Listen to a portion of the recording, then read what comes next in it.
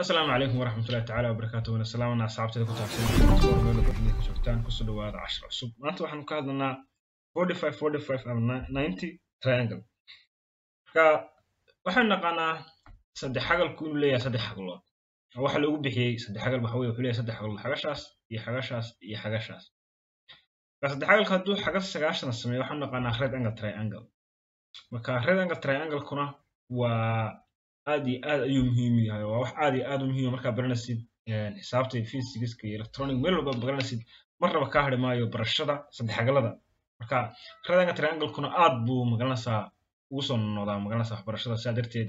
waxaa jira special cases of radanga triangle ka mid ah taas darteed waxaa ka mid ah 90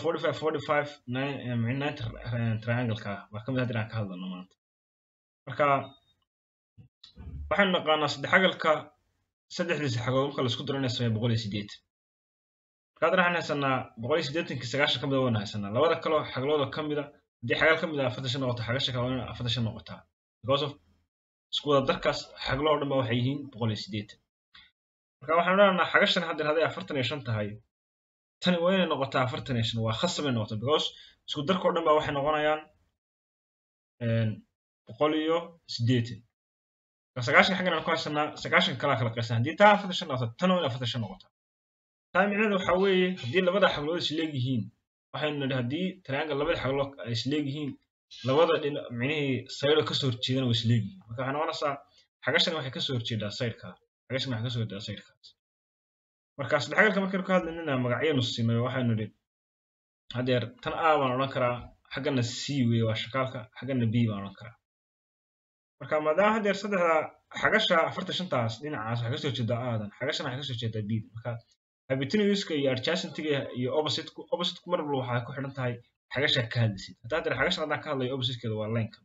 hadaan xagasha ka hadlayna opposite-ka waa line marka marba waxay ogaanaysaa xagasha ka hadlaysid opposite-ka iyo adjacent-gu xagasha ka hadlaysid bay ku xidhan tahay adjacent-gu wuxuu noqonayaa xagashana hadaan ka hadlayo meel deriskiisu waa kan hadaan xagasha ka hadlayo deriskeedu waa kan marka taas ay kala duwan haddii haddaba aan xagluhu ay 45 isleekaadaan taamicadu waxay noqonaysaa dhinacan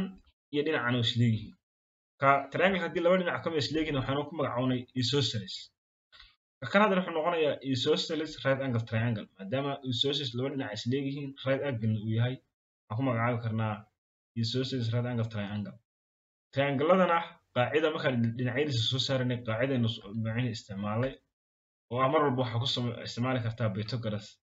theory ninka macnaheedu ratidiisa isticmaali kartaa ratidaasna waxay ahayd c square waxay la mid ahayd a oo la square gareeyay oo lagu daray b oo la square gareeyay ratidaas mar walba triangle-da magaca dhinaciisa ku saari kartaa ma hadduu rectangle triangle yahay haddaba maadaama hadda aan haysano a iyo b ay isla kaadeen waxaan oran karaa a waxay la mid tahay b marka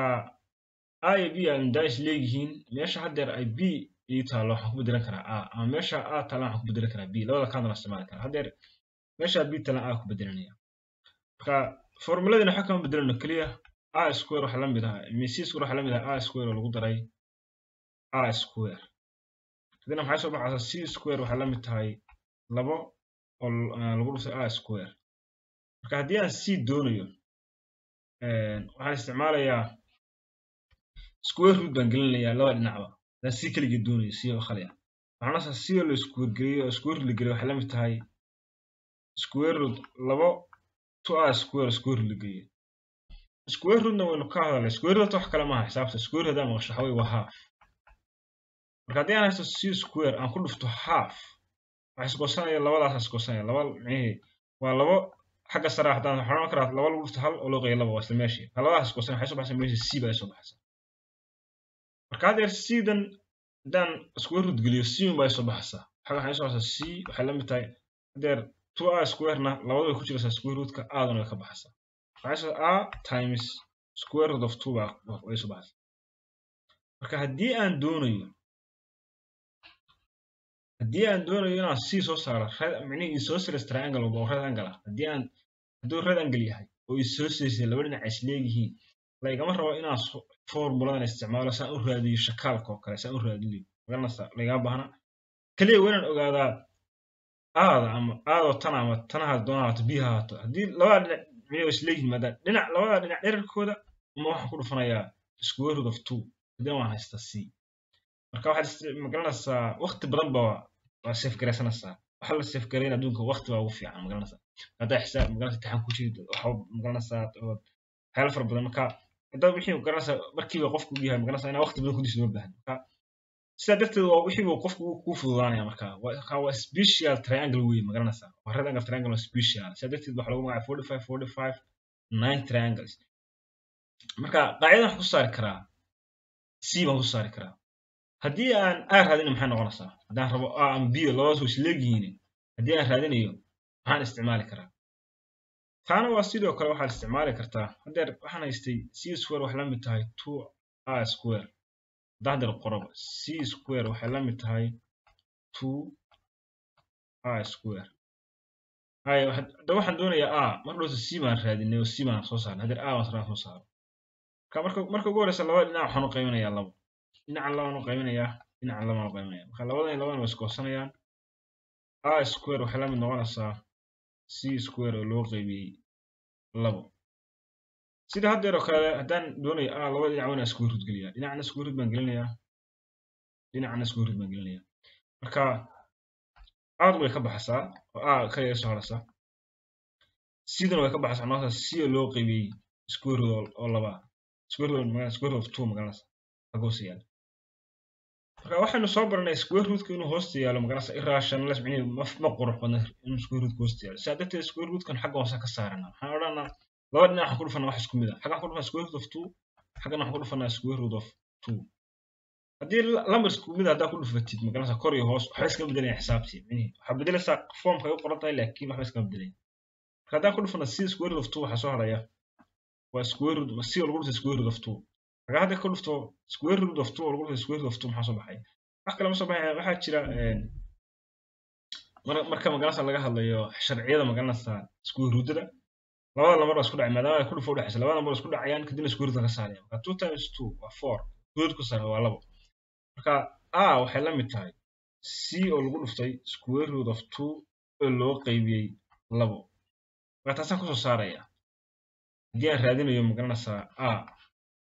marka hadeer a waxaan ku helayaa sidaas formuladaas c oo lagu dhuftay square root of 2 oo loo qaybiyey 2 haddaan c raadinayo waxaan ku helayaa a oo lagu dhuftay square root of 2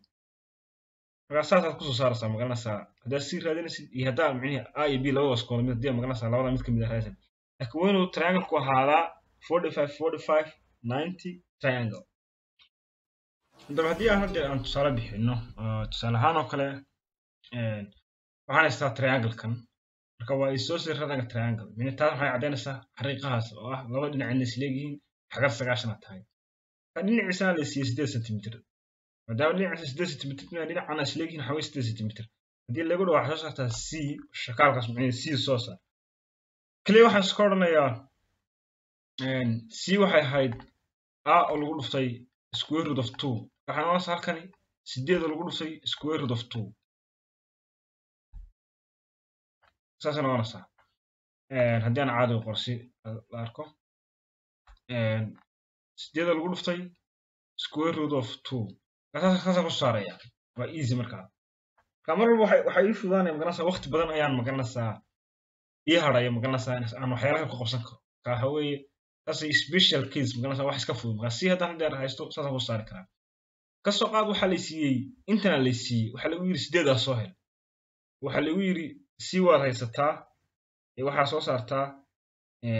a soo saar ama b laba waa isleeyihiin soo saar marka waxaan odhanayaa inta tanaa ku shaqeynaa marka a waxay ahayd c oo lagu dhuftay square root of 2 oo loo qaybiyey 2 labada dhinac waa ka imaanaya marka waxaan haystaa hadeer c intaan haystaa marka a waxay la mid noqonaysaa c inta halkaas marka cda waxaan ku bedelanayaa hadeer inta maadaama intan ay c tahay intaas meeshaas waxaan ku bedelanayaa meesha ay c taalo marka waxay soo baxaysaa 8 oo lagu dhuftay square root of 2 oo lagu dhuftay square root of 2 meeshaas halkaas c yaalay oo loo qaybiyey 2